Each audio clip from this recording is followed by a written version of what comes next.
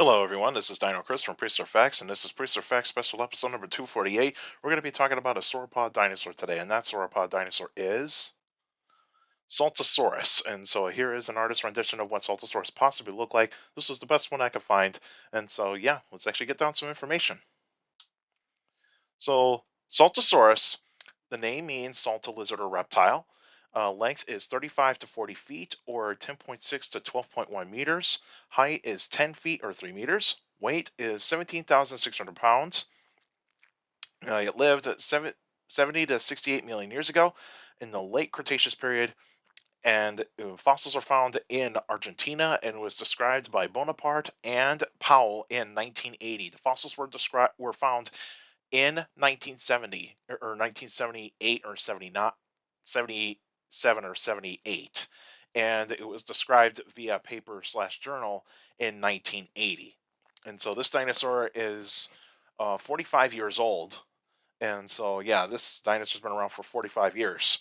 So let's actually continue to show you the other, like the map and also the size of Saltosaurus. And so here is a map of South America, and where I have here circled in red, this green country right here, that is Argentina. And so the fossils of Saltosaurus are found in the northwestern part of Argentina, and so that's where the fossils are found for Saltosaurus. And the Saltosaurus size chart right here, you can see this is not quite a huge dinosaur. This is actually considered to be small to medium size, but I'll get to a little bit in that a little bit later. And then, of course, here is a skeletal artist rendition of Saltosaurus, and so you can see what Saltosaurus look like on the top, and also from the side view. And so let's actually continue. More information about Saltosaurus. It belongs to the Sauropoda family, and so it is a sauropod. It is also part of the Titanosauria family, so it is a titanosaur, and it's part of its own family group, the Saltasauridae. And the things about Saltasaurus here, the features here, is it's got a shorter neck compared to other sauropods. So Saltasaurus does not have a huge, like a really long neck, like say Mamenchisaurus, Diplodocus, Brachiosaurus, or Sauroposeidon, Giraffatitan, those types of sauropods. This is more of like say to short to medium sized neck. Uh, Saltosaurus does have osteoderms, and so most titanosaurs do have osteoderms on their skin.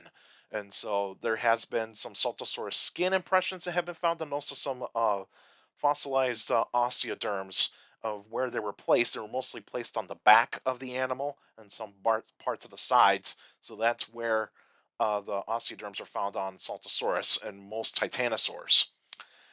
And of course, it's a small to medium-sized sauropod. The Titanosaurs started to get a bit smaller in the late Cretaceous period, mostly due to the fact is that the climate just keeps changing, and also the herbivores were starting to be a little bit different compared to the other types of during the past. Because remember, in the earlier Cretaceous, like say around 120 to 100 or like 120 to 90 million years ago, um, titanosaurs were huge. But there were a few titanosaurs that were still huge in the late Cretaceous, but there was not many of them. And so Saltosaurus is considered to be that smaller group of the titanosaurs. And then you actually have in here, like all sauropods, uh, Saltosaurus is a herbivore. The environment in which Saltosaurus lived in would have been warm and semi-arid. There would have been wet and dry seasons.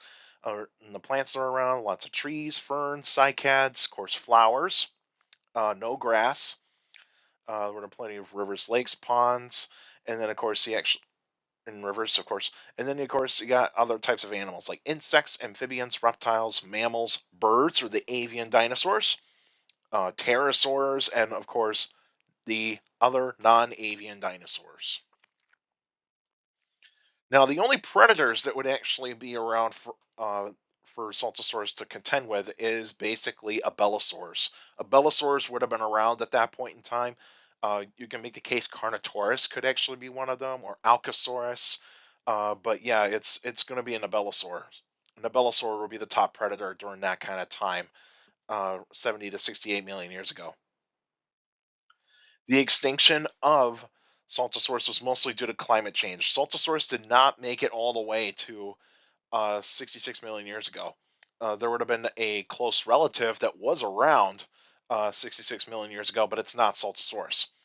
And so, yeah, it's mostly due to climate change. The temperature slightly increased, and so there would have been a little bit of a drier spell during that time. So, like drought and starvation would have probably been the cause of the extinction.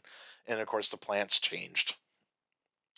And here is a map of what Earth looked like 66 million years ago. That's the best I could find.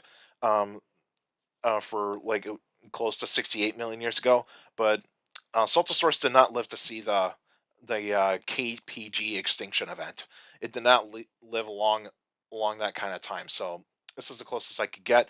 And so where I'll draw for where Saltosaurus would have been living in, it would have been living in right around there. And so that's where Saltosaurus would have been living in. And so the next episode would be on August 14th, 2025, and that'll be an extra episode. I'll let you guys know what kind of thing I'll be doing for an extra episode, so stay tuned for that. And and you can still send me questions about dinosaurs and other prehistoric life by emailing me at dinochrist71@gmail.com, or just go to my Facebook page, Prehistoric Facts of Dino Chris. Like the page, you guys should post your questions in the comment section. Please put them in the comment section. Don't put them on Messenger. Messenger's a private conversation, so please put your questions in the comment section on any Facebook post.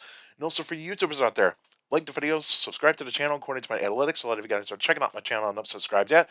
So please feel free to hit the like button, because that's how the YouTube algorithm works. The more likes the video gets, the more likely the video gets spread out to people that are interested in dinosaurs, prehistoric life, paleontology, and geology in general. So please feel free to do so. Hit the subscribe button and also share the video, share the channel to anybody that is interested in dinosaurs, prehistoric life, paleontology, and geology in general. So please feel free to do so. And also hit that notification bell so that we can get notified of every video that comes out weekly. And also I post polls on the post tab on my YouTube channel. So if you go to my YouTube channel and you hit the post tab, you'll actually see polls. I post polls every 3 days. And of course, you'll get some updates on like some videos and even some paleontology news that has been coming out. So yeah, so keep up to date on what's going on with the channel by checking out the post tab and also interact in the polls. And so check it out. And also, for you YouTubers out there, leave your questions in the comments section, because I do read them all. All of you guys are sending me questions via email, Facebook, and YouTube. You guys are awesome. You give me some great questions for the Q&A episodes, so make sure you keep up the great work, and also keep your questions short to the point. You can also follow me on Instagram at dino.chris.pf. I post pretty cool stuff on there. You can also follow me on Threads, same thing, at dino.chris.pf. I post pretty cool stuff on there as well. Also, take care of the people around you, and also for younger people out there, to make sure listen to your parents, your teachers, and your guardians. So the best motivation you can have a good education. It's very important to have a good education. So with a good education, you get a good job in the future. That's it for now, and I'll see you guys next time.